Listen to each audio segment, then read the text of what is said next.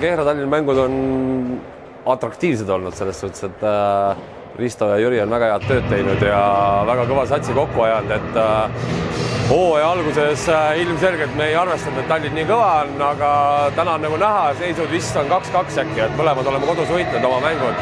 Et on olnud atraktiivsed ja ägedad, nii nagu olema peab. Ja.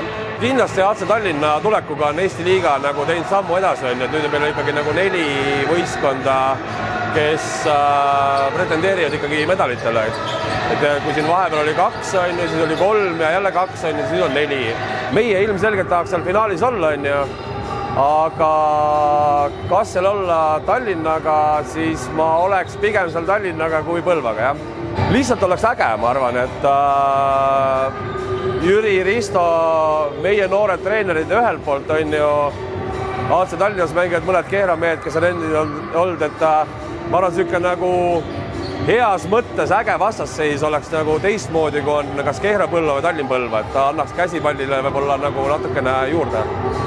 Vahet ei ole, et kas sa tahad Tallinnat võita või Põlvat võita, tuleb trenni teha ja mida ma nagu näen, et üha rohkem tuleb arendada tänapäeva noorte juures niisugust psühholoogilist poolt, et mida rohkem meil alt noori tuleb, seda rohkem peab tegelema nagu selle füüsilise, mentaalse poolega, et ma vaatan, kui minu ajal oli, siis sellega pidi nagu vähem tegelema, see oli iseenesest mõistetav, et sa trenni tuled, sa pingutad, siis täna sa pead ikka nagu tegema natuke asja teistmoodi.